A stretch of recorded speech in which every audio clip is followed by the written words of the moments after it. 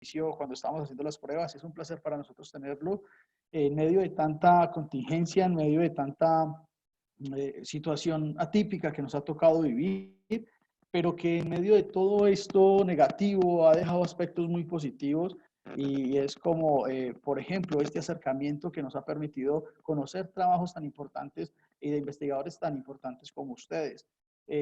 A pesar de la distancia, a pesar de estar en esta cuarentena, pues estos espacios han permitido aprovechar estos convenios, hacer uso de estos convenios y generar ese tipo de relaciones académicas que permiten que nos contemos experiencias y que nuestros estudiantes también se actualicen y conozcan nuevas ramas, nuevas posibilidades de profundizar, de hacer, de empezar a ejercer. Entonces, es un placer para nosotros. Un saludo muy especial a quienes ya están conectados. Por aquí hay varios docentes de UNISAR también, el doctor John Jairo Betancourt, el docente Jorge Mario.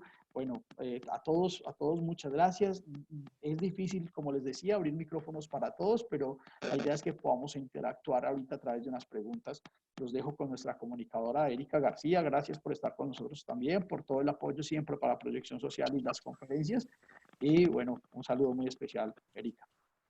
Bueno, muy buenas tardes, doctor Urso, doctor José, qué bueno verlos, así sea por este medio, qué bueno que todas las personas sigan acompañando pues estas charlas virtuales. Sabemos que acomodarnos a esta situación no ha sido fácil, pero hemos tenido grandes invitados. Hacerles la claridad, recuerden que las preguntas son a través del chat y que las personas que estén conectadas a través del Facebook pues pueden hacer preguntas también ahí a través de los mensajes y ya las transmitimos directamente pues al doctor Urso aquí en la sala.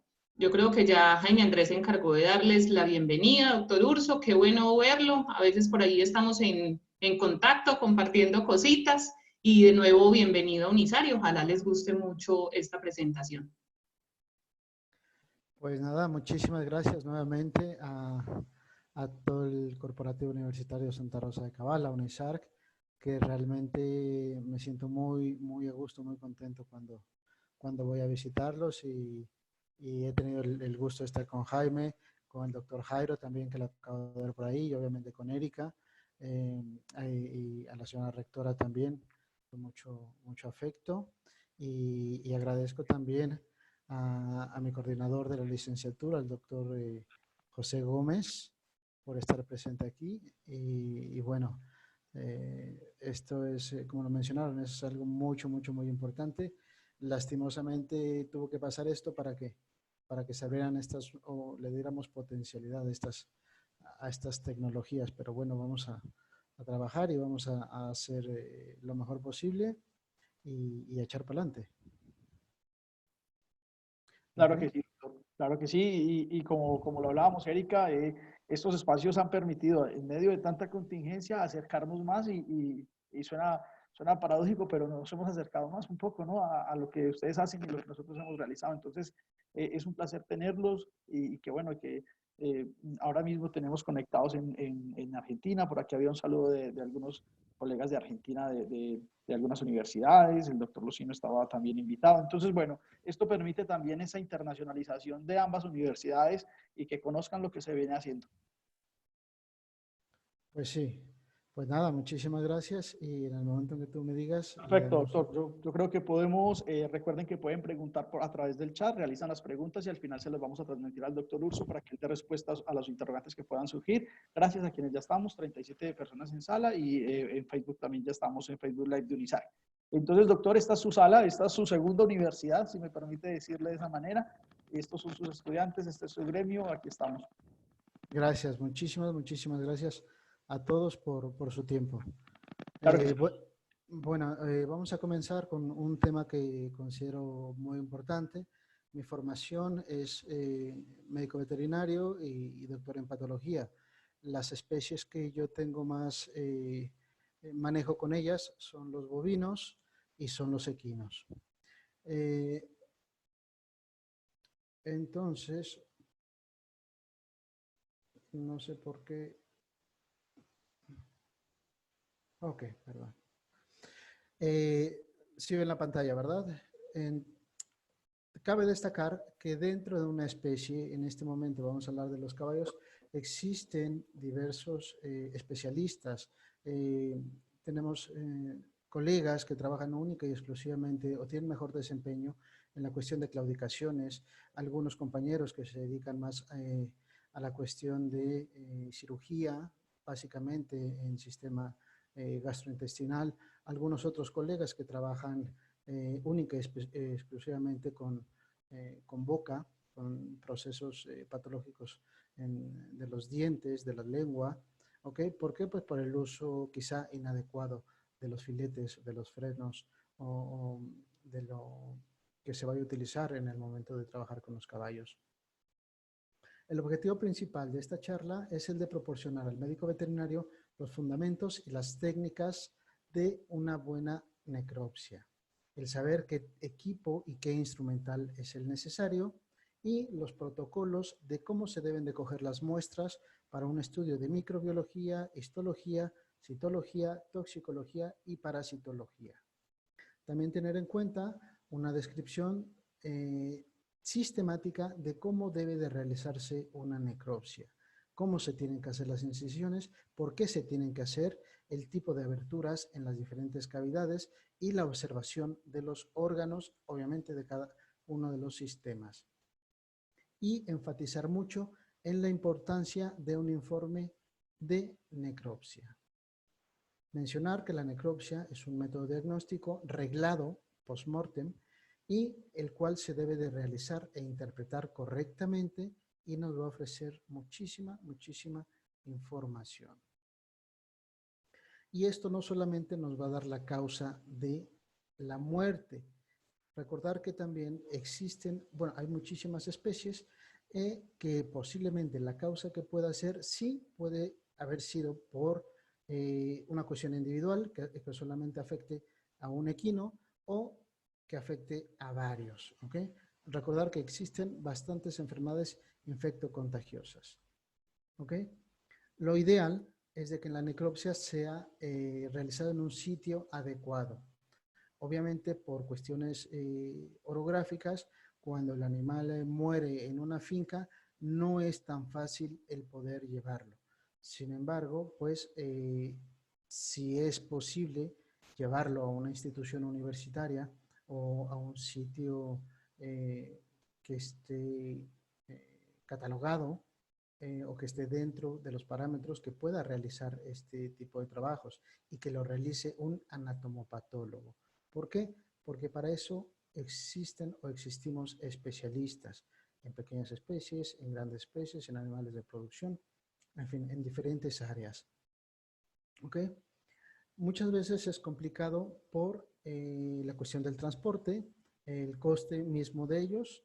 Y bueno, yo he tenido la oportunidad de estar varias veces en Colombia, en la parte central, en el eje cafetero, y muchas de las carreteras son muy sinuosas y obviamente también por la lluvia el transporte y el desplazamiento suele ser muy complicado. ¿Ok? Realizar esta necropsia lo antes posible, ¿ok? Así como la toma de los análisis que vayamos a realizar. Muy importante en días calurosos. ¿Por qué? Porque si tenemos a un animal que no está mínimo bajo la sombra en un árbol o si lo pueden tener en alguna cuadra, pues los fenómenos de autólisis serán mucho más tardíos y nos va a permitir realizar una necropsia adecuada y no nos va a enmascarar las posibles lesiones. ¿Ok? Otra cosa muy importante que hay que hacer es trabajar en conjunto. Tanto el clínico o el responsable de la finca o el responsable de los caballos, debe de haber esa comunicación muy estrecha con el anatomopatólogo. ¿Para qué? Para que el informe que se vaya a realizar, que en su momento se dará al dueño, pues sea lo mejor posible. ¿Por qué? Porque posiblemente a lo mejor esta persona es dueño de 4, 5, 10 o 20 caballos más y esa patogenia puede ser de rápido contagio y nos va a causar mucho más problemas, obviamente económicos a tantos. ¿Ok? Una cuestión también muy importante, en los caballos que, por ejemplo, se tienen en Colombia, los caballos que son de trocha, de trote, muchos posiblemente tengan un valor económico altísimo y muchos de ellos estén asegurados. ¿Ok? Muchas de las aseguradoras, o casi todas, o todas, te exigen que esta necropsia sea en un lugar especializado. Lo más cercano, pues, puede ser en una institución universitaria y que la necropsia sea por una persona que sea colegiada y que sea un patólogo, que sea veterinario, pero que sea patólogo. ¿Para qué? Para que este peso de este diagnóstico sea lo suficiente para que cause el efecto necesario a la aseguradora y por ende al dueño. ¿Ok? Un error muy común es la falta de tiempo o que en muchas circunstancias la recolección de las muestras no es la idónea o por cuestiones de trasladarnos no podemos ir a ese sitio, tampoco nos puede entrar ese animal, le pedimos a X persona que a su buen entender coja un trozo de hígado o de pulmón o de riñón porque pensamos que eso es, y sin embargo la muestra que nos llega o que nos remiten no es representativa. Una cosa también muy importante ahora con la nueva tecnología, yo creo que todo mundo tenemos un teléfono inteligente y todo mundo tenemos una cámara y podemos hacer las fotos que nosotros querramos. ¿Por qué? Porque estas fotos pueden viajar por cualquier parte del mundo, por el WhatsApp, y tenemos un posible diagnóstico, aunque sea por ver el tipo de lesiones macroscópicas. ¿Ok? Es examinar y tomar muestras del sistema cardiovascular, del sistema respiratorio, digestivo, linfoide, urinario y sistema nervioso central, siempre y cuando sea necesario. ¿Ok? Con cierta frecuencia, la patología, y más en esta especie en caballos, suele ser muy complicada. Muchas veces las lesiones microscópicas no son muy evidentes y hay que tener muchísimo cuidado. Y otro problema también muy recurrente es que debemos diagnosticar, debemos hacer un proceso muy meticuloso porque algunas enfermedades o la causa de muerte fue causada por algún agente secundario, ¿ok? Pero no damos con el primario. Recordar que si este animal está inmunosuprimido, puede entrar otro patógeno que empieza a causar más infecciones o más daños y eso es lo que nosotros diagnosticamos, aunque no vemos si realmente el problema primario fue un virus, fue un parásito, fue una bacteria. Entonces hay que ser muy meticulosos. Y otra cosa también muy importante es de que existen bacterias enterotoxigénicas como es Clostridium, como es E. coli y que también nos pueden enmascarar lesiones. Nos pueden causar hemorragias, en pericardio, nos pueden causar necrosis, en fin, bastantes alteraciones. La correcta interpretación de unas lesiones macro y su integración con un cuadro clínico nos va a permitir un diagnóstico definitivo. Una correcta realización e interpretación de la necropsia es fundamental para determinar qué tipo de analítica solicitar. Esto nos va a ayudar como un estudio paralelo y complementario y cómo debemos de enviarlas. ¿Ok? Estas muestras que vayamos a realizar a los diferentes departamentos de bacteriología, toxicología, pues deben ir con una historia clínica y si es posible, pues con unas fotos macro. Y también, si es posible, con una suposición de la posible causa de muerte que nosotros creamos. ¿Ok? Lo que les había comentado, las fotos de gran utilidad. Pues nada, tenemos lo que les había comentado. Dentro de la misma especie tenemos especialistas o subespecialistas que trabajan en problemas en piel, en cascos, en cojeras, en problemas respiratorios, digestivos, neurológicos, y es muy agradecido el trabajar con colegas clínicos que realizan un trabajo estupendo y con cirujanos, que también en Colombia tienen cirujanos de primerísimo mundo, son excelentes. ¿Ok? Para la necropsia eficaz hay que conocer la técnica, una técnica arreglada y realizarla de forma correcta. Importante que así se haga. ¿Ok? el reconocimiento de las características normales de los órganos, saber cuando este tipo de cambios o autólisis son normales o cuando es realmente un proceso patológico. ¿Okay? Realizarla lo antes posible y mantenerlo en un lugar fresco para evitar lo que les había comentado, la autólisis. Cadáveres u órganos en congelación producen artefactos tisulares. Eso también hay que tenerlo muy en cuenta, de que si se tiene en congelación, nos va a enmascarar también el tipo de lesiones en las células. ¿Okay? No tener un diagnóstico preconcebido ni hacer la necropsia buscando solo eso. Algunas veces pensamos, lo que les había comentado, es que se murió porque traía un moco bastante espeso y de una coloración marrón. Entonces, pensamos que es un proceso respiratorio.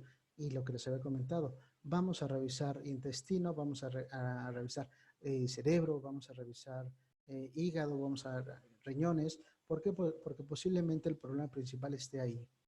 ¿Ok? Y otra cosa muy importante, lo primero que todo son ustedes.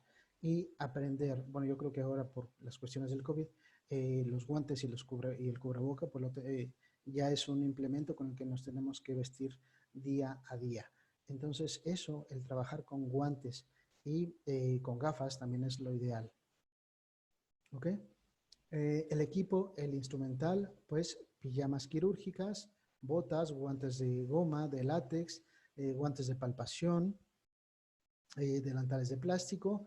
En algunas ocasiones me ha tocado ir a alguna finca, no de trabajo, sino de visita para estar con los amigos, y sucede algún imprevisto y me he tenido que ver en la necesidad de trabajar pues con lo que hay. ¿Okay? Otra cosa muy importante es la forma en que vamos a recolectar las muestras. Todas las muestras que vayamos a incluir en formol al 10%, en frascos o en botes individuales, obviamente limpios y etiquetados. ¿Okay? Cada una de ellas con la parte representativa que llega. ¿Por qué? Porque a lo mejor esa necropsia la hice yo, pero yo no haré el estudio histopatológico, lo hará un colega. Entonces hay que ayudarlo, no confundirlo, en decirle que en el frasco 1 va hígado y va pulmón, en el otro frasco va otro tipo de vísceras, y una cosa también muy importante es no mezclar vísceras torácicas con vísceras de cavidad abdominal. Cuando se sospecha de problemas de tuberculosis, de brucelas o alguna otra enfermedad infectocontagiosa y zoonótica, lo que les comentaba, el uso adecuado de mascarillas, de guantes, y decirle al propietario o al colega, oye, espera, yo no puedo trabajar así y tú tampoco puedes estar ahí. ¿Por qué? Porque sospecho de esta posible enfermedad, de acuerdo a lo que tú me estás diciendo. Hay que protegernos, hay que esperarnos. ¿Por qué? Porque al realizarlo en condiciones no aptas, pues nos podemos contagiar nosotros y nos puede causar la muerte. ¿Ok? En esta imagen de hematoxina, el músculo, lo que podemos ver, alguna infiltración linfoplasmocitaria, y en la parte central de la foto podemos apreciar bacilos correspondientes a Bacillus anthracis. Y hay que tener mucho, mucho cuidado. ¿Ok? Otro tipo de lesiones que también podemos encontrar es tuberculosis. ¿Ok? Y este es un tipo de tuberculosis también que podemos encontrar en equino, en el vaso. ¿Ok? Y estas son las lesiones típicas y características. Entonces, por favor, si no tenemos el equipo adecuado, no, esperémonos y hasta que tengamos pues lo necesario. Al corte lo que podemos ver es este tipo de calcium muy típico y muy característico de tuberculosis. ¿Okay? Con lo que nosotros tenemos que trabajar: un cuchillo, una chaira, una piedra de afilar, hilo de algodón, hilo grueso, ¿okay? Para realizar diferentes tipos de ligaduras, sierra, si es posible, alguna tijera, alguna cizalla, portaobjetos para realizar algún frotis, frascos de plástico, formol 10%, bolsas de plástico, de preferencia estériles, ¿ok? Y antes de realizar la necropsia, conocer las muestras de tejido que serán recogidas para las diferentes pruebas analíticas. ¿Ok? Siempre tener en contacto un laboratorio de referencia para que podamos trabajar y que estas muestras lleguen lo antes posible. ¿Ok? Para una cuestión histopatológica, obviamente tenemos que tener en cuenta que el trozo representativo debe de ser de aproximadamente de 0,5 a 1,5 centímetros cúbicos. Obviamente esto deberá estar inmerso en formol al 10%. ¿Por qué hago hincapié en que sea de este tamaño? Porque debe estar inmerso o debe fijarse totalmente en formol para que posteriormente se vaya a teñir con la tinción rutinaria que es hematoxilina eosina. ¿Ok? Una muestra representativa. No traten de meter todo el pulmón en un frasquito, ni todo el hígado en un frasquito, porque no va a caber. Ojo, otra cosa muy importante, cuando nosotros observemos la lesión en el órgano, tratar de coger parte de la que creamos que está sana y parte de la que está afectada. ¿Por qué? Para poder, cuando hagamos el estudio histopatológico, veamos la parte, las células teóricamente sanas y las células teóricamente afectadas. ¿Ok? En órganos pequeños, realizar unos cortes para que pueda fijarse, para que puedan fijarse mejor con el formol. ¿Ok? Órganos huecos como es el intestino, tener mucho cuidado al cortar para no dañar la mucosa. El ciego, colon mayor, colon menor, identificarlas, de preferencia en frascos igual pequeños y decir qué parte es. ¿Ok? Trabajar con hieleras portátiles, con frascos, con diferentes tipos de tubos Vacutainer, con anticoagulantes, sin anticoagulante. Existen diferentes tipos de anticoagulantes para las diferentes pruebas a realizarse en los laboratorios y hay hisopos que son medios de transporte, el medio Stuart, que nos va a permitir también llevarlo en este medio de transporte para que cuando llegue al laboratorio pues se pueda hacer el cultivo necesario. ¿Ok? Un reconocimiento de las vísceras macroscópicamente, ¿no? Para poder empezar a ver en qué es lo que debemos realizar o cómo podemos tomar la muestra necesaria. ¿Ok? Siempre guantes, tenerlos a la mano. En la foto del lado izquierdo, donde vemos el hígado, vemos que también tenemos algunas pronunciaciones o algunos sobrecrecimientos, o vemos algunas áreas que no tienen la coloración o el aspecto o la turgencia propia del órgano. ¿Ok? Animales que llegan a ser desechados, que llegan a ser abortos, e igual, incidir, este potro cuando llegué, pues es un potro que había parido, pero nació muerto. Entonces también nosotros tenemos que ver y saber diagnosticar y decirle al dueño, a lo mejor el dueño no estuvo ahí en ese preciso instante, pero decirle al dueño si el animal nació muerto o nació vivo y posteriormente murió. ¿Ok? Para estudios microbiológicos deben ser recogidas muy asépticamente, ¿okay? Sin manipular lo menos posible y sin lavar los órganos, porque si no nos va a enmascarar resultados. Órganos huecos como son los intestinos, para eso vamos a necesitar los cordones, porque lo que vamos a necesitar es contenido intestinal. Y en su momento, si tenemos que llevar contenido gástrico, igualmente, no es tanto llevar todo el estómago, pero sí a lo mejor una parte representativa y parte del quimo que está en el estómago. ¿Ok? Lo que les había comentado, nunca mezclar órganos torácicos y gastrointestinales. Todo esto se debe de enviar en refrigeración y etiquetado. ¿Ok? Para cuestiones toxicológicas, similar al bacteriológico, debemos enviar contenido gástrico, intestinal, muy importante, y también coger hígado, riñón y si es posible sistema nervioso central. Ojo, también es muy importante que nosotros sepamos la cuestión anatómica de cómo abrir un cráneo. En cada especie tiene su peculiaridad y tiene su forma de hacerlo, porque si no tenemos los conocimientos propios, pues lo único que vamos a hacer es destrozar el cráneo y al destrozarlo nos vamos a llevar el cerebro y no vamos a llevar absolutamente nada. ¿Ok? Para un estudio parasitológico, dichos parásitos pueden estar en alcohol al 70% o heces en bolsas individuales, las mantenemos en refrigeración para poder trasladarlo y que nuestro compañero parasitólogo pueda realizar su trabajo. ¿Okay? En algunas ocasiones, si unos estudios van a posteriori, pues se pueden fijar en formol al 10%. En cuestiones citológicas o en cuestión de una biopsia, pues de los frotis se deben de hacer de acuerdo al órgano que se tenga que realizar. ¿Okay? Los frotis sanguíneos o de fluidos, secar al aire libre o se pueden, si se tiene con alcohol, también se puede realizar. Esto lo digo para los colegas que trabajan en campo.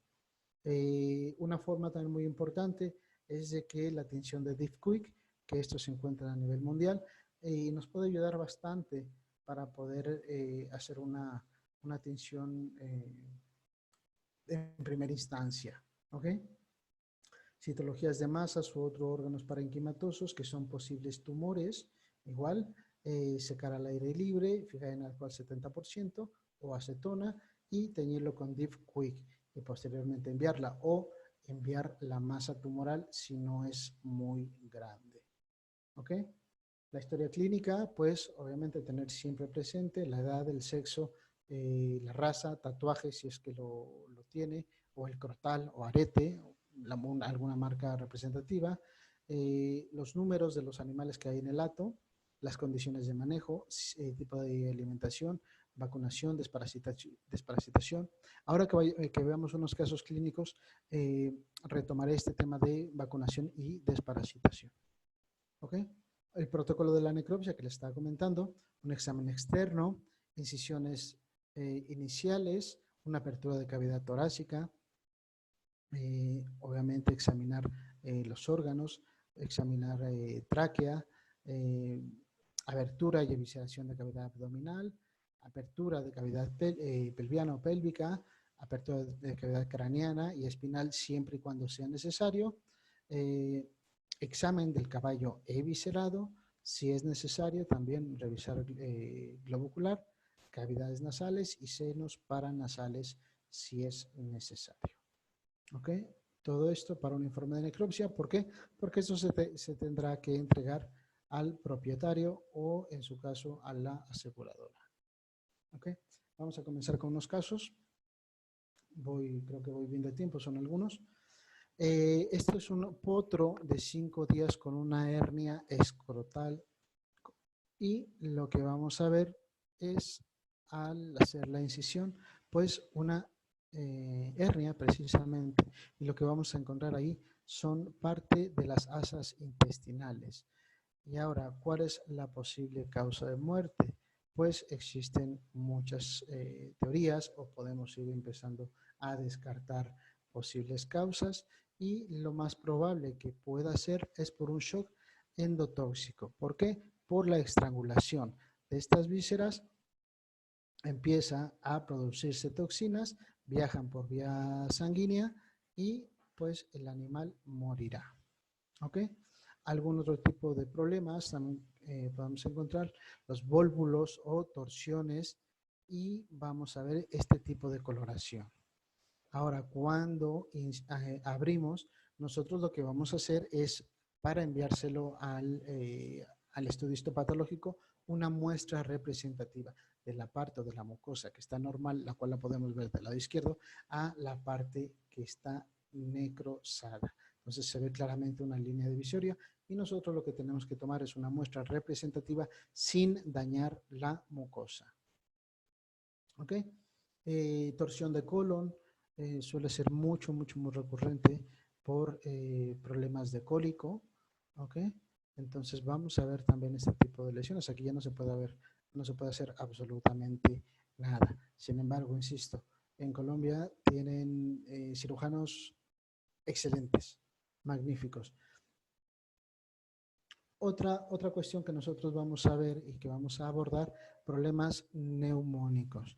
Ver la coloración, saber de qué tipo o cuál es la coloración normal, el tipo de bordes que debe de tener un órgano, si son normales, si están aumentados, si puede presentar una atelectasia, si puede presentar algún edema, es que es muy característico. Hacer cortes para ver si vamos a encontrar algún tipo de líquido o secreción.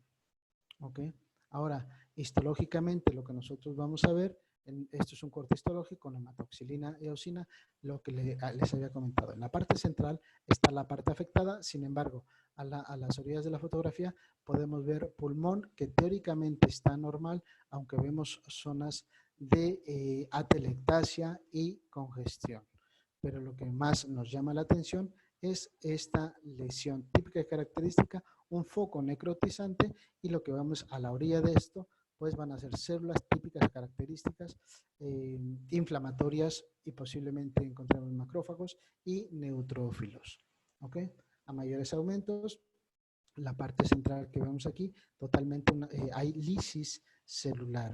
No vamos a encontrar nada, pero esto es lo que nosotros tenemos que pedirle a la persona que nos vaya a remitir la muestra, que sea representativa, que no me vaya a mandar pus de el posible granuloma o el posible absceso que hay en pulmón, porque lo que voy a ver es detritus celulares. No voy a ver absolutamente nada más y mi diagnóstico pues será erróneo. No te podré decir de qué murió el animal porque no me enviaste o no me enviaron las muestras adecuadas. ¿Ok? Vamos a seguir con más imágenes. Este tipo de imágenes las estoy poniendo para cambiar de caso en caso. Este es un caballo tordo muy bonito en la Real Escuela Ecuestre en Córdoba, en España. Bueno, comenzamos con un potro árabe macho de 4 días de edad. Presentaba debilidad, disnea desde que nació. Ojo, tenía 4 años de vida solamente. Frecuencia cardíaca alta, fiebre, mucosas hiperémicas, petequias multifocales, un tiempo de llenado capilar mayor de 2 segundos. A la auscultación presentaba ronquidos y crepitación. Macroscópicamente se observaban pulmones firmes con edema, una hepatización roja a grisácea, que es cuando podemos decir que existe un problema neumónico, de acuerdo al tipo de hepatización. ¿Por qué? Por el tipo de color que podemos observar en las lesiones. Histológicamente lo que nosotros vamos a ver es una atelectasia, ¿ok? Un fallo en los alvéolos. Lo que vamos a ver es que no está un árbol bronquial adecuadamente visto, ¿ok? Y cuando hacemos un mayor acercamiento, pues nos vamos a dar cuenta de que existe un colapso difuso y vamos a presenciar también en la parte interna de los bronquios procesos de fibrina. Y eso que nos va a decir también, pues el tiempo posiblemente o el posible agente que nos esté afectando. ¿Ok? A mayores aumentos vemos una hiperplasia difusa de neumocitos y lo que les había comentado, presencia de hilos o membranas hialinas, algunas células multinucleadas y macrófagos. Pero nos podemos apoyar o le pedimos pedir al laboratorio que nos pueda ayudar con algunas tensiones que son específicas. Una de ellas es la tensión de Mayori, que nos va a permitir precisamente ver este tipo de estrías o este tipo de lesiones o de fibrina que lo vemos en estas áreas que se ven un poquito más azules. ¿Ok? El diagnóstico morfológico fue por una neumonía intersticial subaguda grave con membranas hialinas intraalveolares e intrabronquiales, atelectasia pulmonar, y esto es muy típico o muy característica de una enfermedad neonatal de la membrana hialina o un síndrome de dificultad respiratoria, que esto también se ve muy reflejado porque la sustancia surfactante no ha sido lo suficientemente buena o ha sido distribuida dentro de los pulmones y nos va a causar este tipo de problemas. Diagnósticos diferenciales por Rhodococcus equi, por herpesvirus tipo 2, por alguna endotoxemia o por Pneumocystis carini. ¿Okay? El siguiente caso es un macho castrado, bueno, fue un macho castrado, cuarto de milla, de 15 años de edad. Otra cosa muy importante que ustedes lo deben de saber, y seguramente lo saben, algunas enfermedades en bovinos, en equinos, en perros, en gatos, son propias de la raza. Otro tipo de patologías son propias del sexo y otras de la edad. ¿Okay? En el examen clínico presenta una frecuencia cardíaca respiratoria normal, prácticamente, ¿ok? Sin embargo, presentaba una ictericia severa, una orina oscura, poca motilidad intestinal, no fue vacunado. Aquí retomo lo que les había comentado anteriormente de lo de la vacunación y desparasitación.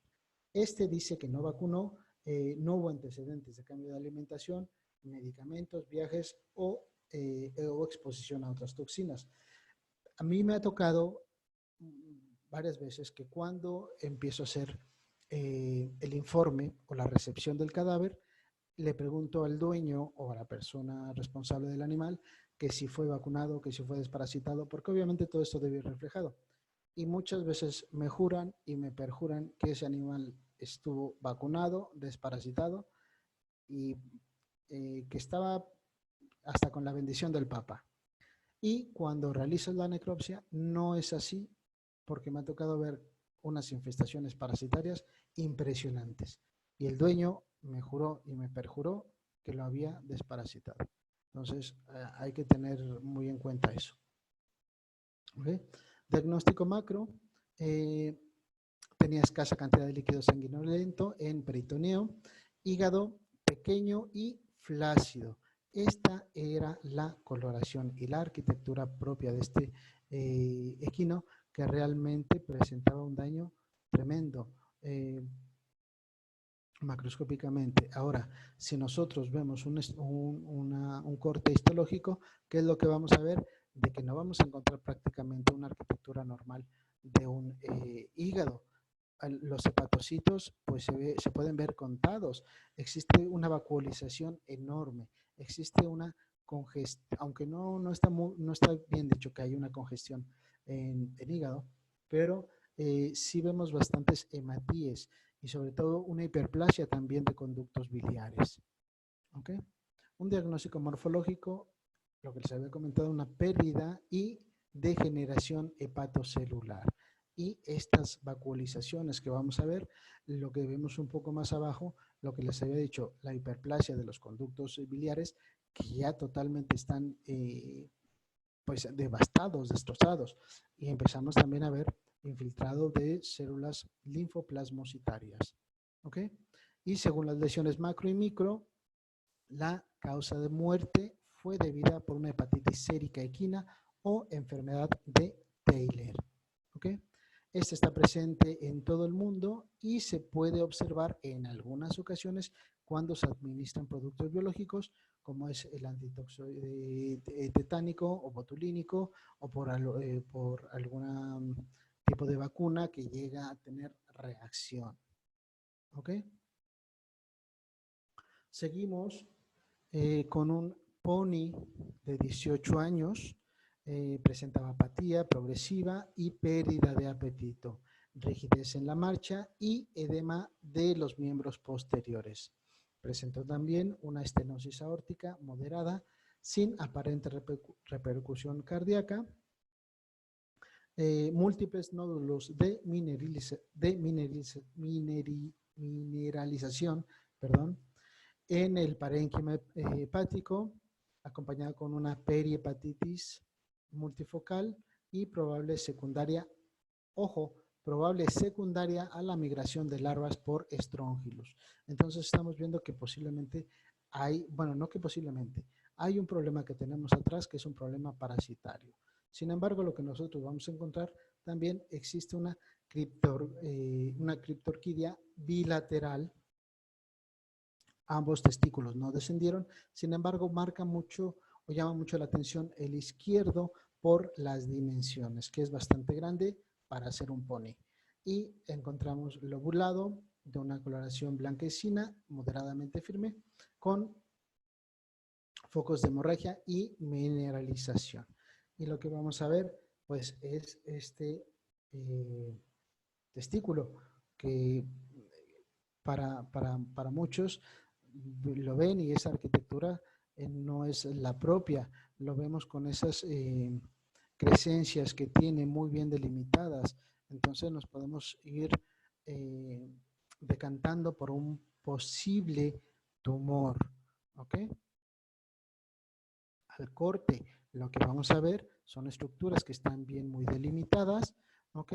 Y esto pues puede ser o se supone, obviamente, muchas veces por el tipo de lesiones que son típicas o características, se pueden saber o podemos decir que es un seminoma.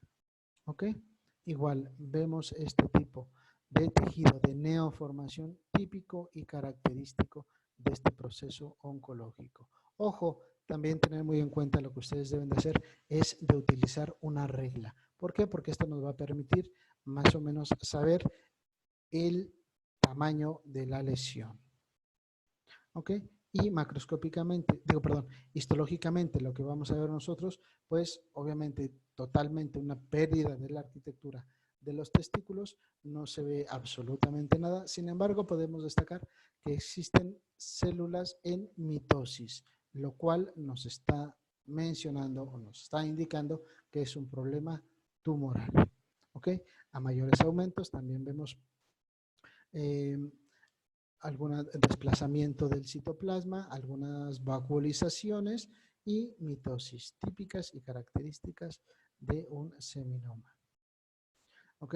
Otra cuestión muy importante también que vimos o que se observó en este animal fue que si vemos una coloración, más bien una textura arenosa en la parte cortical del riñón, y eso también nos tiene que ayudar mucho. Recordar que tenemos que cortarlo y quitar la membrana, despegarla.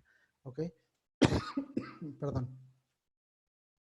Al corte, lo que nosotros vamos a ver es un precipitado mineral. Vemos unas calcificaciones entre los túbulos y también entre la membrana del glomérulo.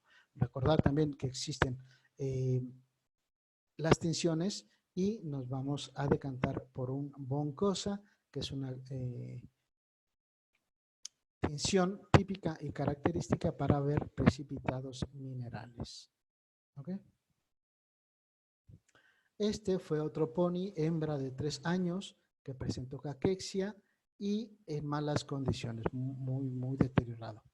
Sin embargo, en riñón vemos, se observa una necrosis epitelial, intratubular, mineralización, nuevamente, fibrosis glomerular focal, sinequias glomerulares y fibrosis intersticial. Y aquí lo que vamos a ver, a diferencia del caso anterior, es un riñón absolutamente pálido. Pero si vemos la corteza, la vemos de tamaño relativamente normal, pero nos llama la atención la palidez de esto. No está también muy demarcado lo que es la zona cortical y la zona medular. ¿Ok?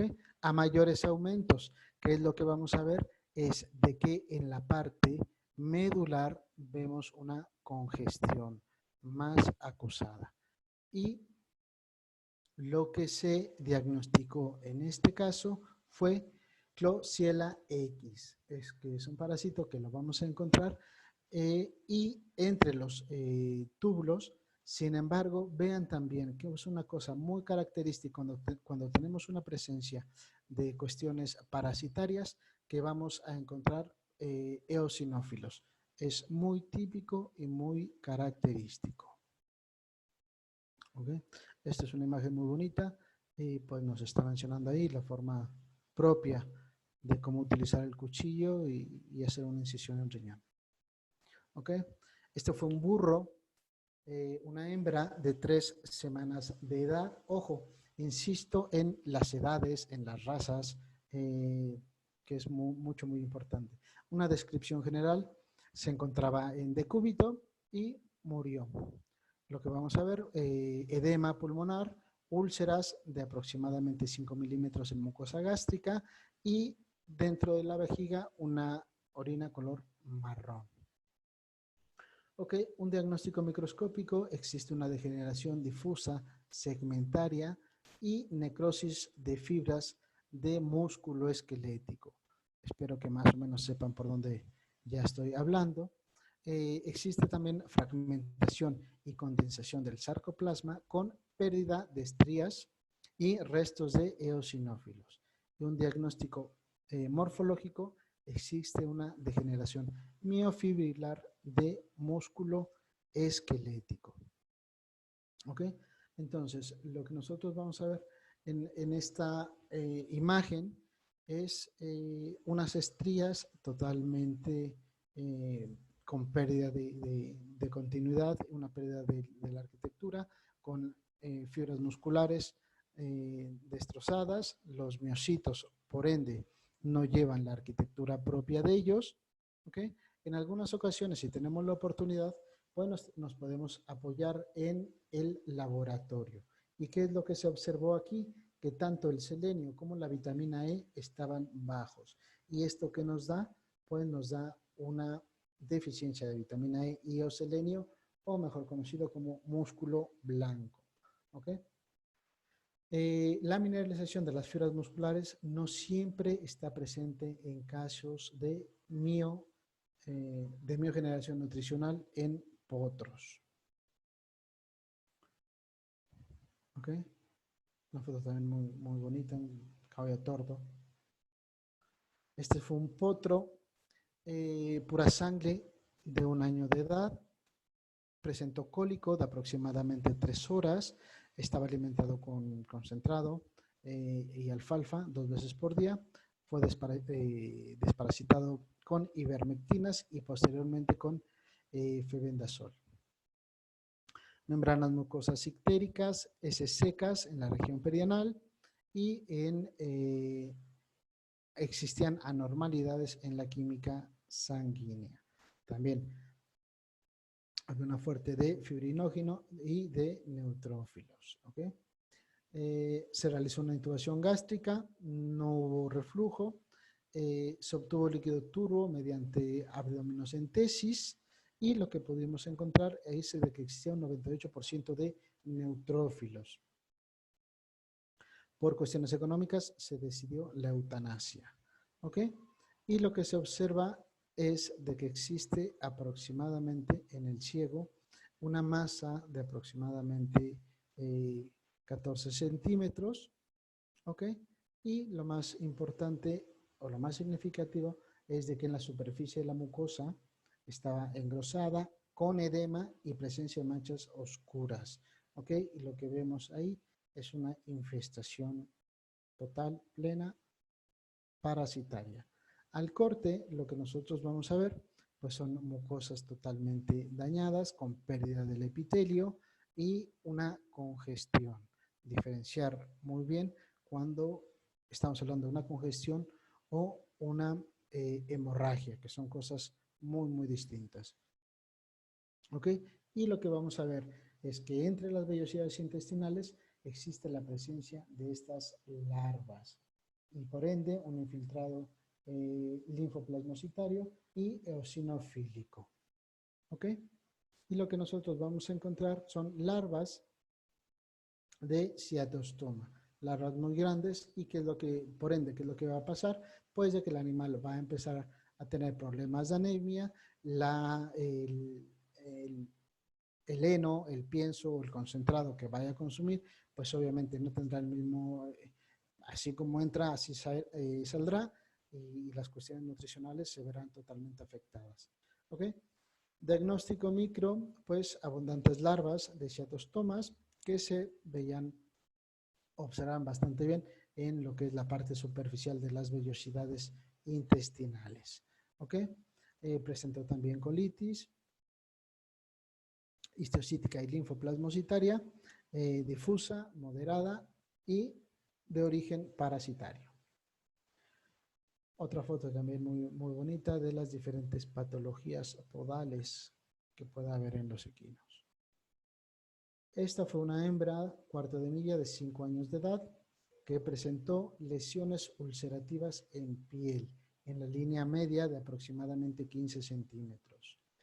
El diagnóstico micro era una masa de tejido conectivo fibrosa muy bien delimitada y se observaron eosinófilos, linfocitos, células plasmáticas y un foco de necrosis coagulativa en el interior. ¿Y qué es lo que marcó ahí? Que encontramos hifas. Y el diagnóstico morfológico se dio como una dermatitis crónica, ulcerativa y fibrótica con granulomas gaseosos multifocales e hifas. Es un problema de hongos. ¿Ok? Macroscópicamente lo que vamos a observar pues es esto, ¿no? Una masa muy bien delimitada por tejido conectivo, sin embargo una congestión y hemorragia, y presentamos unas calcificaciones y presentó unas calcificaciones en su interior de aproximadamente 1 milímetro. Y esto es lo que vamos a ver en una lesión típica y característica por problema de hifas, por problema de hongos, una necrosis coagulativa. Ahora, lo que vamos a ver es precisamente estas hifas, que las vamos a ver de una tonalidad más oscura, y en la parte de abajo también las vamos a observar, muy típicas y características. O el ojo de un patólogo es como todos, con la técnica se va viendo, se va viendo, se va viendo, y a lo mejor personas que no están tan habituadas al microscopio no ven lo que uno está viendo, y pasa exactamente lo mismo cuando en ocasiones nos toca trabajar con un cirujano o nos toca trabajar con un odontólogo, pues nosotros no vemos cosas que para ellos son claras. Sin embargo, pues cada uno tiene más habilidad en algunas cosas. ¿Ok? Y mediante la atención de Grocott, pues nos vamos a justificar y vamos a dar por hecho de que es un problema de hifas típico y característico. ¿Ok? Esta fue una yegua pura sangre de 13 años que radiográficamente, bueno, presentaba un abultamiento en la mandíbula. ¿Ok? Posteriormente se hizo el estudio radiológico. En la mandíbula derecha o en la rama de la mandíbula derecha se expande con una masa esférica de 8 por 8, muy bien delimitada. Al corte lo que vamos a ver es una lisis ósea, una mineralización y una cavitación. ¿Ok? Macroscópicamente esto es lo que vamos a observar. Histológicamente observamos un problema de otro tipo de neoplasia, ¿ok? Que aborda al hueso con tejido de neoformación, con este tipo de células típicas y características de un proceso oncológico. Igual lo que vamos a ver son células mitóticas, ¿ok? Células neoplásicas se alcanzan a ver en estas imágenes, y son las típicas y características de un proceso neoplásico. Se realizó una inmunohistoquímica mediante bimentina para poder ver qué tanto por ciento de las células eran neoplásicas. ¿Ok? Y lo que nosotros observamos pues es esto, de que existe un predominio muy importante de células neoplásicas. ¿Ok? Este otro es un macho castrado de 10 años de edad con problemas neurológicos, ataxia, anormalidades en la marcha, pérdida de equilibrio y se diagnosticó como una mieloencefalitis protozoaria equina. Antes, 8 meses antes. A pesar del tratamiento médico, los signos siguieron y este animal terminó por eutanasiarse. Lesiones microscópicas, células inflamatorias presentes, histocitos, macrófagos, linfocitos, células plasmáticas, obviamente edema irregular, hemorragias, macrófagos y células plasmáticas binucleadas y citomegálicas. Pues, ¿qué nos está diciendo ahí? Que posiblemente también otro proceso neuronal. ¿Ok? Al diagnóstico morfológico vemos un granuloma de colesterol, ventrículos laterales derecho e izquierdo y la condición de un granuloma de colesterol.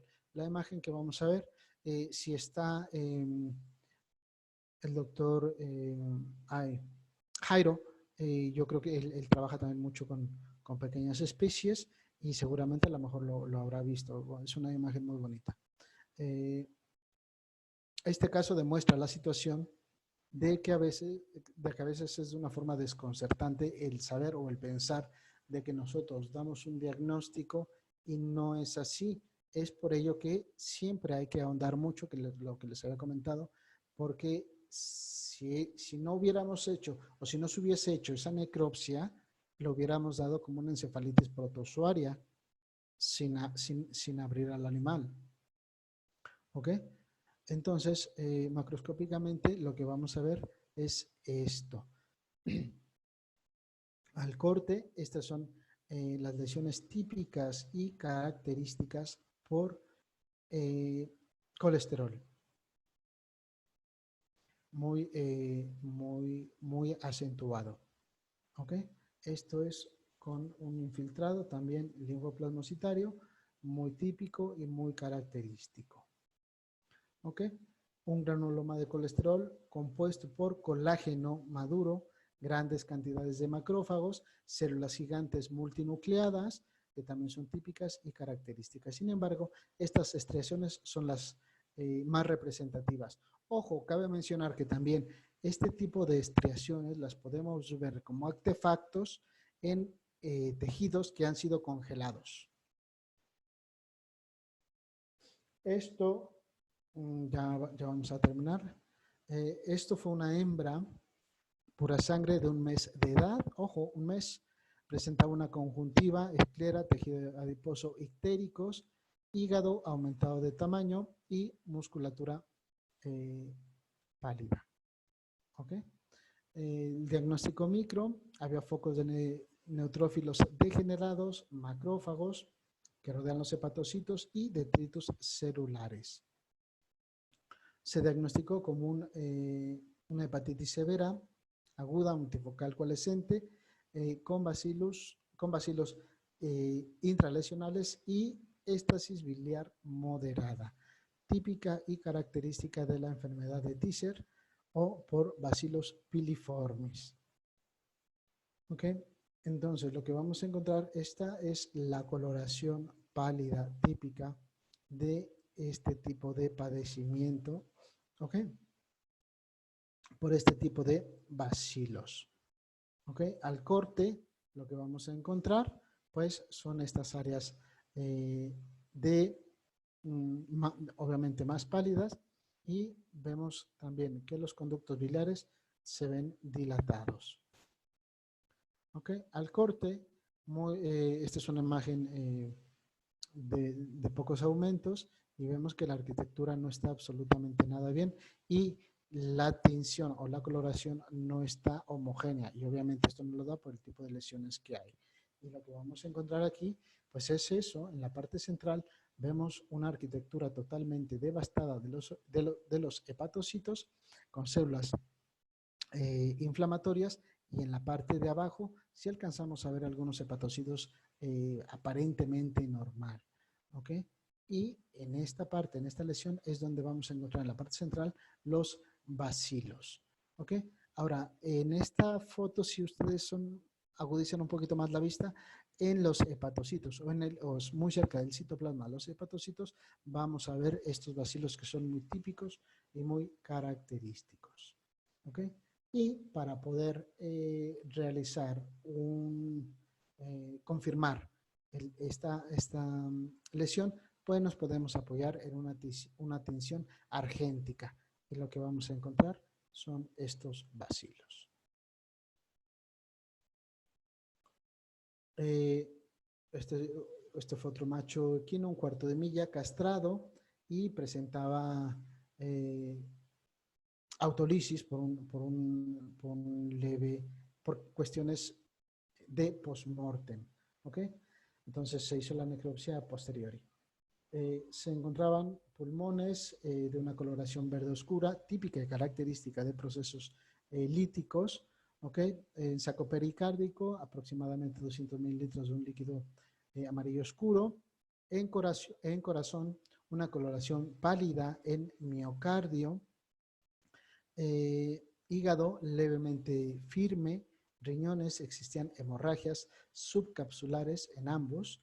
Y en estómago, engrosado e hiperémico, y la orina clara y amarilla. Edema moderado en miembros anteriores y miembros posteriores. Y nosotros lo que vamos a ver en miocardio son pérdida de la arquitectura de los miocitos en el corazón, necrosis, una degeneración total, pérdida de las estrías, fragmentación, vacuolización, pignosis y cariolisis. Y este tipo de lesiones que podemos encontrar aquí son típicas y características, que lo sepan, por clenbuterol. Ojo, recordar que este principio activo en algunas ocasiones se utiliza como un hiperventilador o para problemas o para cuestiones respiratorias. Sin embargo, cuando se hace un uso indebido de estos principios activos, pues pasa lo que pasa. Y estas son las lesiones típicas y características por el abuso excesivo de clenbuterol. Ya vamos a terminar. Una hembra, warm blood, de 11 años, presentó fiebre, depresión, anorexia, y macroscópicamente estaba todo normal. Sin embargo, microscópicamente presentó una astrogliosis generalizada severa y activación de la microglia, degeneración neuronal y axonal. No se detectaron cuerpos de inclusión acidófilos, y el presunto diagnóstico fue una polioencefalomielitis, meningitis no purulenta, multifocal, subaguda, moderada. ¿Ok? Entonces, microscópicamente se dio como una encefalitis no supurativa con manguitos perivasculares, células mononucleares, gliosis y neurofagia. ¿Ok? Diagnósticos diferenciales. Virus occidental del Nilo, virus de la encefalitis japonesa, encefalitis del Valle de Murray, encefalitis de San Luis equina, encefalitis equina occidental, oriental, encefalitis equina venezolana, mielitis protozoaria equina, herpes virus tipo 1. Recordar también que, recordar que hace relativamente poco, que son 1 año, 2 años, en Colombia hubo un problema fuerte de encefalopatía, y fue, creo que por encefalitis equina venezolana, si no mal recuerdo. ¿Ok? Entonces, microscópicamente lo que vamos a ver son los espacios de Virchow-Robin en expansión, con gran número de linfocitos, células plasmáticas y típicos manguitos perivasculares, ¿ok? Propios de los histiositios. ¿Ok? Lo que vamos a observar también es una gliosis generalizada con nódulos gliales multifocales rodeando neuronas necróticas.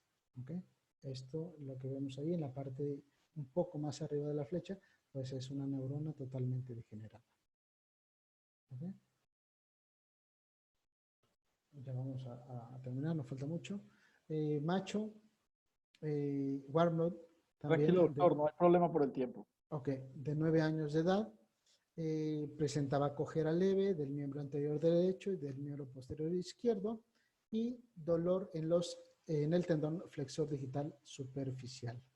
Mostró también una intensa actividad focal del húmero distal derecho en la radiografía, mostrando una radiopacidad muy cerca del canal vascular. ¿Ok? Macroscópicamente se dio como una tendinitis crónica del flexor digital superficial del miembro posterior derecho, lesiones en húmero distal derecho y al cortar el hueso vamos a ver trabéculas y una densidad en la cavidad medular en el tercio posterior en metadiafisiario del húmero. Y una descripción micro es una compactación normal del hueso lamelar, el cual se llama lamelar cuando es en forma el hueso cortical y el esponjoso. ¿Ok? Entonces, se cortó este hueso por la parte, un corte sagital, y lo que vamos a ver es estas trabéculas que son típicas y características de una enfermedad que se va a mencionar ahora, y a mayores aumentos pues vemos este crecimiento o sobrecrecimiento de tejido esponjoso en la parte interna o en la parte medular del hueso. ¿Okay? Histológicamente se ve una densidad medular y una proliferación extensiva del tejido óseo, y la etiología y la patogénesis de las pueden causar fracturas por estrés. Se menciona que puede causar fracturas por estrés, y esta es la zona típica o con las lesiones características en un corte histológico por hueso. Este tipo de crecimiento óseo idiopático, ojo, es idiopático, no neoplásico, en cavidad medular, sugiere lesiones por enostosis, el cual la enostosis es una excrescencia ósea, que es el hueso compacto, que se desarrolla dentro de la cavidad medular. Esto es una hembra pura sangre inglés de 10 años, con una signología de mieloencefalitis protozoaria equina, otro caso, posteriormente neumonía. Pérdida de peso progresiva, caquexia, se eutanasió debido a la continuidad del mal estado que presentaba la yegua. En los lóbulos pulmonares difusamente firmes, ganglios mesentéricos aumentados de tamaños y firmes, las lesiones micro, áreas multifocales de fibrosis, infiltrado linfoplasmocitario, una hiperplasia de neumocitos tipo 2, y se diagnosticó como una neumonía intersticial fibrosante con cuerpos de inclusión intranucleares típicos y característicos de herpes virus tipo 5. ¿Ok? Entonces, lo que nosotros vamos a ver en este corte, pues son precisamente las células de neoformación. ¿Ok? Vemos algunas células también, perdón, este no lo marqué, perdón. Vemos algunas células mitóticas y la proliferación de linfocitos. ¿Ok? Pero lo que vamos a hacer típico y característico, pues las células neoplásicas y las mitosis. ¿Ok? Y como un recordatorio de los tipos de alfa herpes virus que podemos encontrar en medicina veterinaria, pues encontramos en equinos el 1, el 3, el 4, El 1 nos va a causar abortos, mortalidad en potros, neumonías y problemas neumonales. El 3, un exantema coital. El 4 nos va a provocar una rinoneumonitis. En bovinos existe la IBR, ¿ok? Y que nos va a causar una vulvovaginitis, diarrea viral bovina. El tipo 2, que también nos va a causar problemas. Igual, en cerdos, la enfermedad de Aujesky, ¿ok? En perros nos va a causar también neumonías, el CHB1, neumonías, hepatitis. En felinos, la rinotraquitis infecciosa felina. En pollos, la laringotraqueitis infecciosa, igual en aves, la enfermedad de Marek, en patos, la enteritis viral, y en simios nos va a causar también algunas enfermedades este tipo de virus. ¿Okay? Esta es una yegua de 6 semanas de edad, 5 días de cojera, artritis, artritis séptica de la articulación coxofemoral y aproximadamente una descripción macroscópica, 50% del cartílago de la cabeza femoral derecha ulcerado. ¿Ok? Y esto son unas imágenes típicas y características de una superficie endocondral, o sea, en la superficie de un hueso, de problemas de osteocondrosis. Es recordar que en equinos la osteocondrosis es el pan de todos los días y no los vamos a encontrar muy frecuentemente este tipo de lesiones, que es una pérdida de continuidad de cartílago en la superficie articular. Ok, este último creo, macho castrado, igual, cuarto de milla, 3 años de edad, masa subcutánea firme en la articulación húmero-radial, diagnóstico micro, una arquitectura muscular marcadamente distorsionada, con masas nodulares irregulares, ¿ok? Y encontramos también una fibras musculares no en la dirección correcta y con algunas vacuolizaciones también vamos a ver, y degeneración de los miocitos. Y esto se dio como un pseudotumor compatible con una miositis focal. ¿Okay? Macroscópicamente lo que podemos observar es esto en la articulación que le habíamos dado, miembro anterior derecho, sin embargo no presentaba, este animal no se sacrificó, solamente se hizo biopsia, pero lesiones que no nos van a que no nos va a complicar o no le va a complicar la locomoción al animal o que no le va a traer mayor repercusión en su actividad zootécnica. ¿Ok? Sin embargo, cabe recordar que es una lesión muy delimitada, se hizo una biopsia y lo que encontramos son pequeñas vacuolizaciones y fibras musculares con pérdida de la arquitectura, muy características por este tipo de enfermedad o de una neoenfermedad. ¿Okay?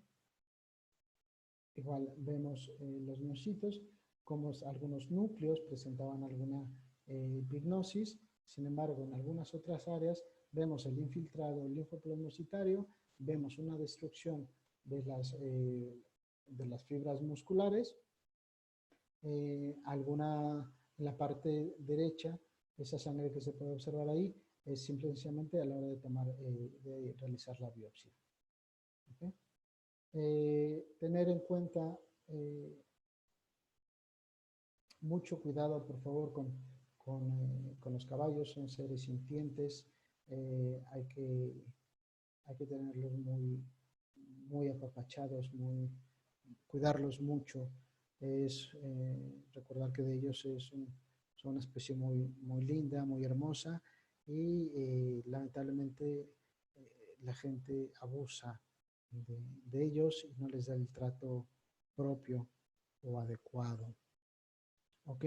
En algunas ocasiones el herraje que se tiene no es el idóneo. Vean el desgaste que se tiene de estas cerraduras y que prácticamente se quitaron porque se tenían que quitar, pero están totalmente dañadas. Y esto que nos qué nos va a decir? Pues yo lo traslapo a nosotros cuando utilizamos zapatos, utilizamos tenis, tenemos un desgaste anormal más de lo debido, pues nosotros tenemos un problema de ortopedia. Entonces, en alguna extremidad o en alguna pierna de nosotros, pues no está bien, nos apoyamos mal, cargamos más el peso en un sitio, tenemos dolores de cadera, nos fatigamos rápidamente. ¿Y por qué? Pues porque a lo mejor no utilizamos el calzado adecuado o porque realmente tenemos un problema ortopédico. Y el que nosotros querramos poner, en algunas ocasiones, o se menciona, de que queremos poner el caballo en la herradura, no la herradura en el caballo. Y pasa lo mismo con nosotros. Uno, por más que el zapato o el tenis, la bota, sea muy bonita y no me queda, pues no tengo por qué ponérmela. Pero hay veces que me la pongo, aunque traiga los dedos encogidos, pero así me voy a la fiesta. Y posteriormente pasa lo que pasa. Y en esta otra imagen lo que vamos a encontrar, pues bolsas de plástico, pedazos de yute, de fibras, y hay que tener muchísimo cuidado con todos los animales, no solamente con los equinos, con los bovinos, con los perros, con los gatos, absolutamente con todos, y darles pues el adecuado cuidado a cada uno de ellos. Agradecer mucho a Colombia, que es un país que yo quiero muchísimo, y como parte representativa pues está el caballo criollo colombiano, y por nuestra parte pues tenemos el caballo de raza azteca. Muchísimas gracias y a la orden. Pues doctor, gracias a usted por esta excelente conferencia, los mejores comentarios en el chat, muy amena además, o sea, se pasa el tiempo y nos da uno cuenta de que está en una conferencia y muy interesante además para este gremio que es tan apetecido y que tiene tantos seguidores dentro de nuestra zona cafetera. Me parece que es fundamental este tipo de trabajos y conocer este tipo de experiencias para los profesionales del sector y que puedan acceder a ellos. Vamos a dar paso, doctor, a las preguntas. Si le parece bien, ¿me está escuchando bien, doctor? Adelante, adelante. Perfecto. Doctor Andrea nos pregunta, primero felicita por la clase y pregunta, ¿qué agente es más frecuente cuando existe neumonía intersticial? Existe una neumonía intersticial. Primero, vamos a decantarnos por problemas bacterianos, ¿ok? Sin embargo,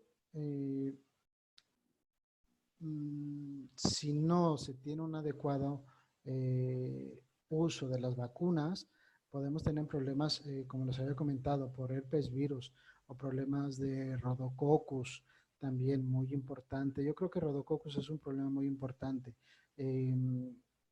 Problemas también con estafilococos. Son problemas muy recurrentes. Y tener en cuenta que dice un dicho en México, más vale prevenir que lamentar. Si no vacunamos, al rato vienen los dolores de cabeza y vienen las lágrimas. Entonces es preferible vacunar, tener una caballeriza aireada. Me refiero a que la cama que se le cambie cuando orina y cuando defeca el caballo, pues se le dé vuelta o se cambie, porque si no nos va a causar problemas. Entonces yo creo que los problemas parasitorios, bacterianos son principales. Perfecto. Doctor, también Andrea nos dice, ¿qué pauta de desparasitación recomienda? Pues primero, tenemos, yo creo que la mala costumbre en algunas ocasiones, cuando no somos médicos y nos queremos ahorrar, desgraciadamente, nos queremos ahorrar al veterinario, vamos al sitio donde venden estos desparasitantes y nos dan X porque es el mejor, porque es el más barato o porque todo el mundo se lleva o porque es el de moda. Lo ideal, primero, es hacer una recolección de heces, hacer un coproparasitológico y en base a eso yo sabré o le pediré de favor a mi veterinario cuál es el principio activo que debo de utilizar. Porque la ivermectina, que yo creo que también se utiliza en Colombia, es que se utiliza, pero hasta en la sopa, se utiliza en todos lados. Y lo que estamos haciendo es crear resistencia. Entonces, vamos a utilizar ivermectina cuando sea necesario, cuando tengamos un problema de ectoparásitos y de endoparásitos. Pero, sin embargo, vamos a irnos por otras sales para poder, otras pastas, como se dice en Colombia, que sean diferentes, como el vendasol, febendazol, tiabendazol, pirantel, praziquantel, dependiendo el parásito propio de la región. Porque estoy seguro de que a lo mejor caballos que están en Pasto, en la parte sur de Colombia, o que están en el eje cafetero, o que están en Santander, no son los mismos parásitos en estas áreas. Claro que sí, doctor, y eso lo hemos visto mucho en campo, lo que usted está diciendo. El producto va a un almacén agropecuario o por recomendación de otro productor toma un desparasitante y hace un tratamiento sin tener en cuenta la visita médica de un profesional. Eso se ve mucho en el campo. Claro. Ok, doctor, seguimos. La doctora Carolina Mejía. ¿Me está escuchando bien, doctor? Sí. Perfecto. La doctora Carolina Mejía pregunta, primero pues da muchas gracias por la conferencia y pregunta, ¿qué características macroscópicas tiene el coleasteaomina? Y la otra pregunta, bueno, primero esa para que demos paso a esa, doctor. Repito, ¿qué características macroscópicas tiene el coleosteatoma? Perdón. Un colestatoma. Ajá. Ok, mira, de esos casos realmente no he visto muchos y no te podría decir eso por libro. Será porque no he tenido yo la oportunidad de verlos. Ok. Doctor, y ella nos pregunta además, con respecto al alfa hepervirus, si ha tenido alguna experiencia con el hepervirus bovino 5 y cuál produce meningoencefalitis viral con Encefalomalacia. encefalomalacia. Pues, vimos ahora que vimos dos casos, herpes virus 1 y herpes virus 4 en estas áreas. Entonces, sí es muy importante, depende de la zona geográfica. Me tocó también estar de visita, bueno, más bien de vivir en otro país bastante tiempo, y los problemas por herpes virus tipo 4, tipo 1, eran muchos, porque eran yeguas de un alto valor, de un alto valor económico y de una buena sangre, y obviamente el propietario se estaba frotando ya las manos para ese posible potro, y en el último tercio de gestación y a 5 días de un parto normal, la yegua abortaba. ¿Ok? ¿Por qué? Porque nunca se había realizado una vacunación contra herpes virus tipo 1, ¿ok? Y en caso de bovinos no he tenido yo la oportunidad de verlos físicamente. Me ha llegado algún caso, pero solamente para verlos microscópicamente. Ok, doctor, muchas gracias. Por acá tenemos otra pregunta y es, ¿cuál es la mayor dificultad en la toma de muestras para determinar intoxicaciones? Bueno, primero, hay que el riesgo para tomarla no es tanto. Una cosa que podemos hacer también es un lavado gástrico. Obviamente depende a la signología que esté presentando el caballo. Se sondea vía nasogástrica para poder recolectar posiblemente parte del contenido gástrico y ver el tipo de pastura, obviamente a lo mejor que hay, o si son animales que están pastando al aire libre. Recordar que algunas veces en unas áreas llega a haber la presencia de algunos metales pesados. No sé si lo haya en Colombia, pero en España sí me tocó ver algunos casos de saturnismo de unas vacas porque estaban pastando en algunos sitios donde antiguamente eran explotados como minas y había gran cantidad de plomo en el suelo y animales que presentaban signos nerviosos, convulsiones. Entonces, bueno, el problema no hay mayor, más que yo creo que en dado caso de que se necesite tomar ese reflujo gástrico, o si no, depende el tipo de toxina que se cree, pues una muestra de sangre. Okay. Doctor, para darle paso siguiente al doctor John Jairo Betancur, coordinador de nuestra granja, de nuestra clínica veterinaria, tengo por acá la última pregunta de nuestros asistentes, en donde él nos cuenta una historia de la siguiente manera. Un potrillo de sangre pura de carreras de 3 meses de edad, una mañana empezó a manifestar opistotonos. A los pocos minutos convulsionó, alcancé a darle diazepam, suministrarle diazepam y empezó a hidratarlo. Desafortunadamente falleció, no se pudo enviar las muestras a la histopatología por cuestión monetaria y esto fue de un grupo de 50 potrillos, el único que manifestó esta patología. ¿Le resulta indicativo alguna patología en especial? Pues mira, algunos casos son difíciles y más cuando están en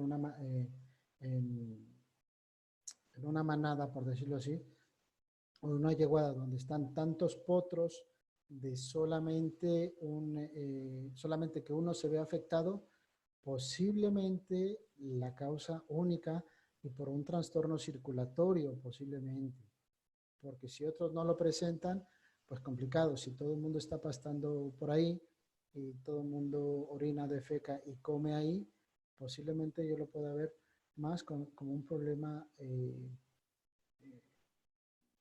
circulatorio, que haya tenido por ahí alguna cuestión.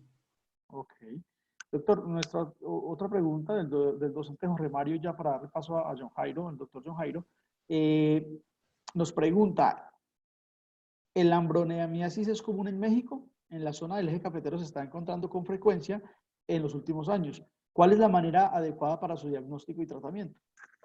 El abronema, sí hay algunos casos y más en algunas áreas o en algunas zonas de los departamentos que están en el trópico, se llegan a presentar este tipo de cuestiones de abronemiasis.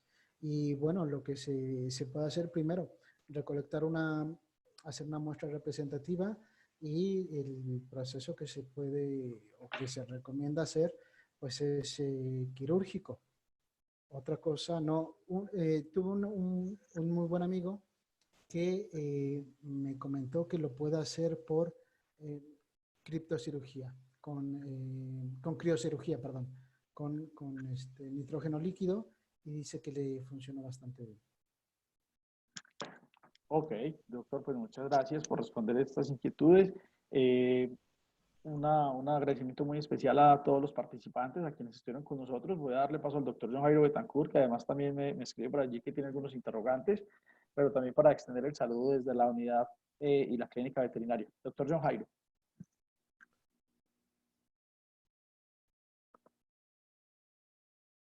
Momento. Ya lo veo y no lo escucho, pero ya lo veo. Ya, doctor. ¿Qué tal, doctor? Gusto verlo. Jairo, qué gusto. Un abrazo. Verlo.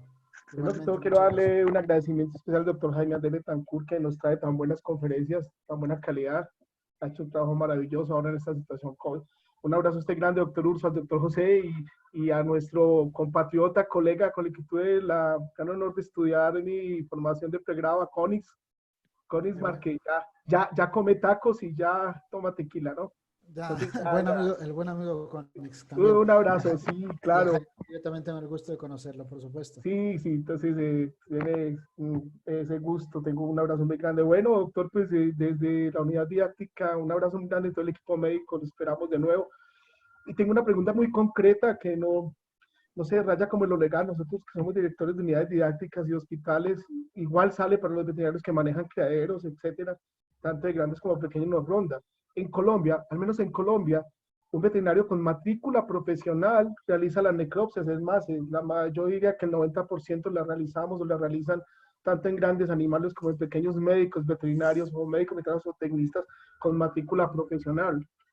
Yo pienso que la necropsia, en Colombia la necropsia, digamos, de tipo de seguros con respecto a bovinos, equinos o caninos de alto valor con aseguradoras, yo me atrevería a decir que, digamos, son muy pocas, o se dan en el sentido de que muy pocos veterinarios tienen el requisito de ser patólogos. Yo le doy un ejemplo, en el eje cafetero, yo creo que médicos veterinarios, patólogos veterinarios, creo que no habrán 2 o 3. El doctor Pedraza, y que conozco yo, y bueno, no sé, otros, quizás otros 2, no creo que existan más.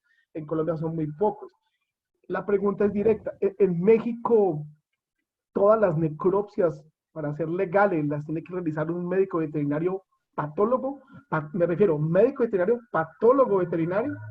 En Colombia, como te digo, doctor Urso, no existe, no abundan los médicos veterinarios patólogos veterinarios. Sí los hay, la mayoría están en la academia, pero no es el pan de cada día para hacer necropsia. Entonces es como mi gran interrogante, ¿cómo manejan esa situación en México? Gracias, doctor.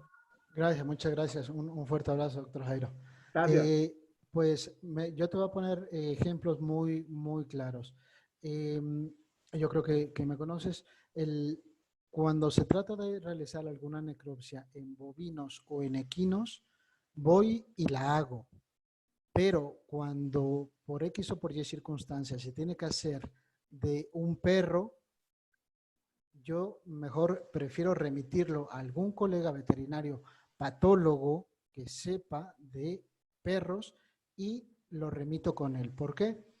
Porque mi especialidad ha sido trabajar con caballos y con bovinos. Entonces, sí, para que tenga ese peso específico aquí en México existe el colegio, existe la Federación de Colegios y Asociaciones de Médicos Veterinarios. Entonces, existe una de ellas que es la de patólogos veterinarios y dentro de ellos hay o habemos especialistas en una especie. Y obviamente por el tiempo no pude poner un vídeo, pero hay 2 vídeos muy buenos. Uno de un caballo mexicano que era de un cantante de rancheras, que este hombre se llama Cheque Peña o Ezequiel Peña, y en una presentación de él tiene un caballo tordo y él está cantando y el caballo parece que lo desconectan porque se cae de una forma espectacular y empieza a patalear y la causa de muerte fue por una ruptura del arco aórtico. Entonces la muerte es muy espectacular. Ahora, si no se sabe realizar o interpretar una necropsia adecuada, pues sí puede haber problemas legales, siempre y cuando ese caballo esté asegurado. Si no, es un diagnóstico que se hace en campo, pero lo sabe usted y lo sabe Jaime y lo sé yo y lo sabe Erika y se queda en un diagnóstico entre amigos porque no tiene ese valor de diagnóstico porque no está plasmado en un papel por una institución universitaria posiblemente o por un diagnóstico o por un laboratorio acreditado de patología que diga, bueno, el laboratorio X me firmó de que la causa de muerte de mi perro, de mi gato, de mi caballo, de mi vaca, pues fue por distemper o fue por rinoneumonitis o fue por Klebsiella o por parvovirus o por algo. Entonces, pero si no, si la hace algún otro colega, bien, la puede interpretar, pero si no está colegiado o no está adscrito a una institución universitaria, no tiene tanto peso.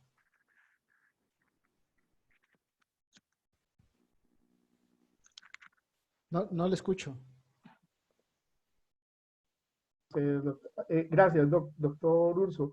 Mi pregunta directa es a que si el requisito sine qua non es que tenga que ser médico veterinario patólogo.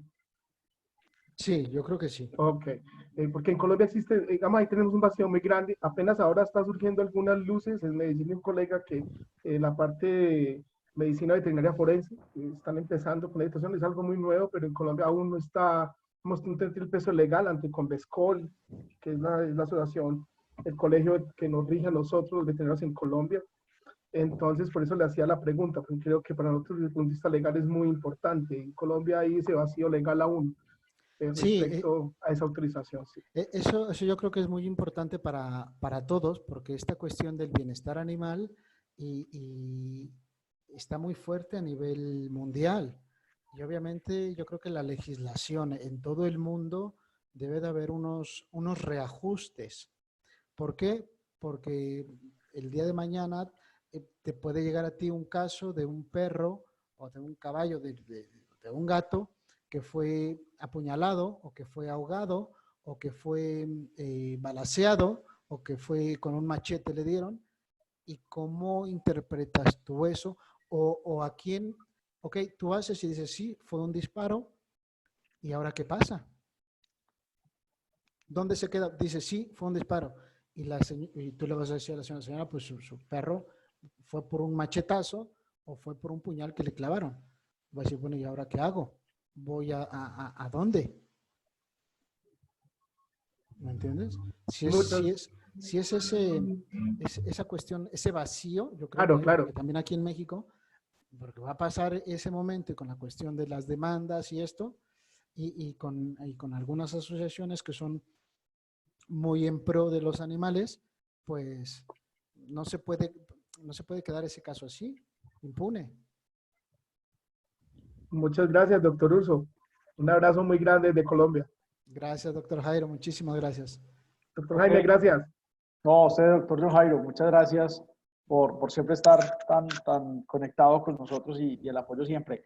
Doctor, quiero darle paso a nuestro docente de grandes animales, el doctor Fernando Meneses, que está por acá, quiere hacer algún comentario, entonces voy a darle paso a él para que ya finalicemos. ¿Me parece bien, doctor? Adelante. Perfecto.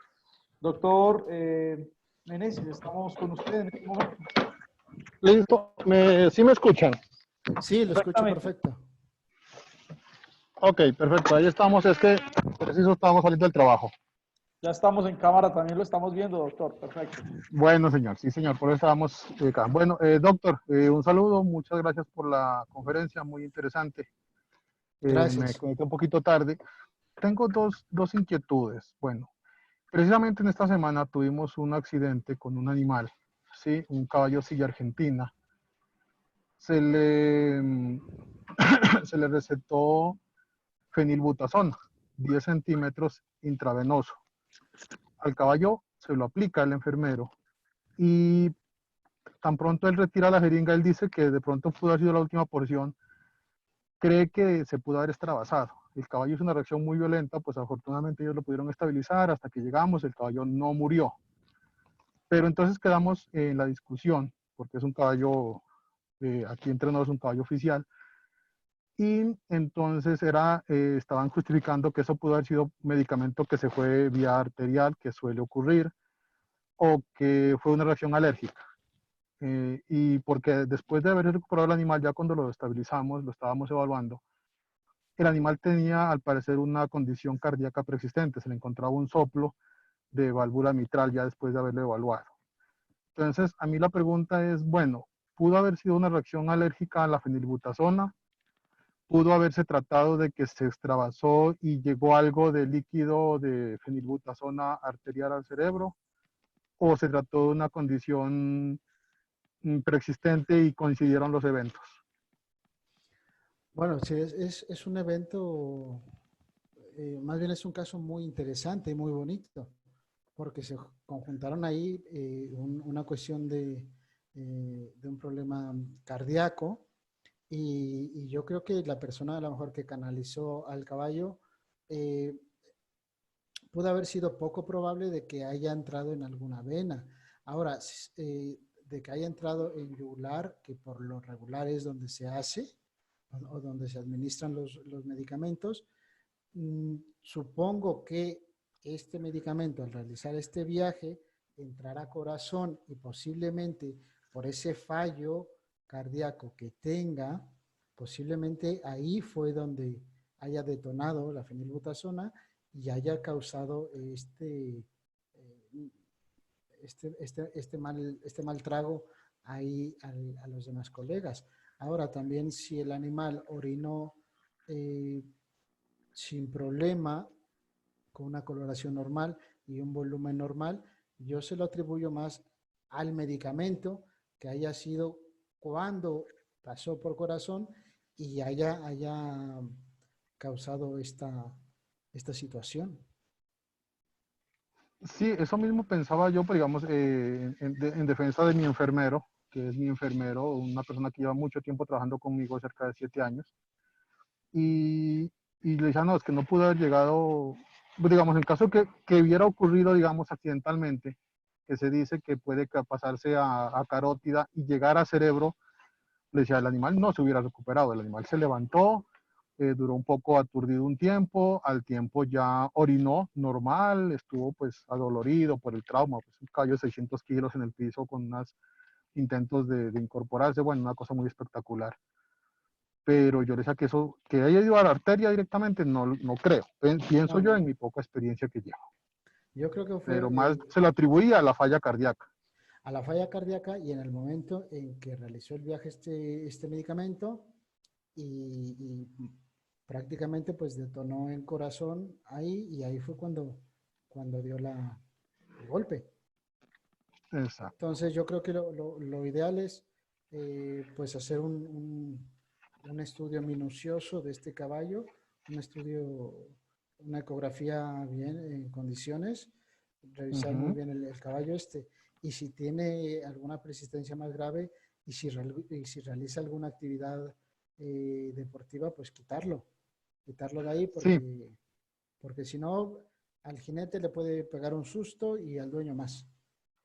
sí, no, estamos en ese proceso esta semana, vamos a darlo ya de baja por sanidad al caballo, lastimosamente es una yegua de muy buenas calidades, pero pues con ese antecedente debe salir, vamos a evitarnos ese problema.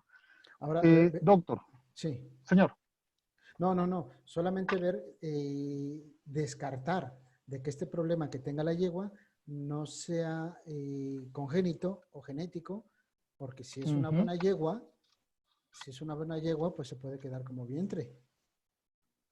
Sí, Malo no, yo creo es, que esa yegua ya para vientre no lleva, porque fue una yegua que nos la enviaron del criadero precisamente, ya porque no sirvió para cría, no sabemos por qué condición, y la entregaron para remonta, para trabajo de campo. Entonces, pero bueno, es porque igual los animales salen a veces para donación, hay que saber cómo queda. sí. Entonces tenía otra inquietud. De pronto se me va en este momento a la memoria. Teniendo en cuenta la falla cardíaca, ¿qué pruebas podríamos mandar a hacer en sangre o suero o qué enzimas podríamos medir como para tener un soporte adicional aparte de la ecografía? Pues yo me iría solamente por la cuestión ecográfica. No sé si también una buena opción sería medir el fibrinógeno en el corazón y Creatinquinasa plaquetas. de pronto, ¿Perdón? creatinquinasa. La creatinina quinasa también puede ser una buena opción, yo creo.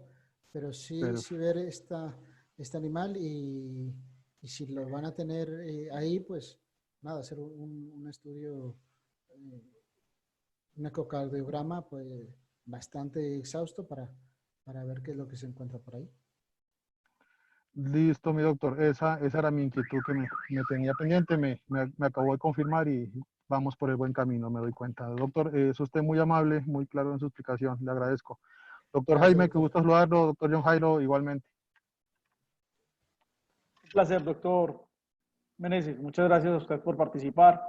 Bueno, pues doctor Urso, muchas gracias de nuevo. Creo que ha sido una charla muy amena y sobre todo muy productiva para quienes están allí y manejan el tema. gracias. UNISAR le extiende sus puertas, se las abre y le extiende la bienvenida siempre. Es su segunda universidad. Colombia también lo espera y ojalá podamos pasar todo esto para que nos reencontremos, aunque como hablábamos al principio, en medio de tanto, estos ejercicios pues han sido muy gratificantes porque permiten pues vernos y hablar y conocer lo que se está haciendo. Entonces, muchas gracias, doctor. Le agradezco muchísimo, Jaime, al doctor también Fernando, al doctor John Jairo y a todos los asistentes virtuales que estuvieron aquí. A Erika también, muchas gracias y ha sido un gusto reencontrarnos virtualmente.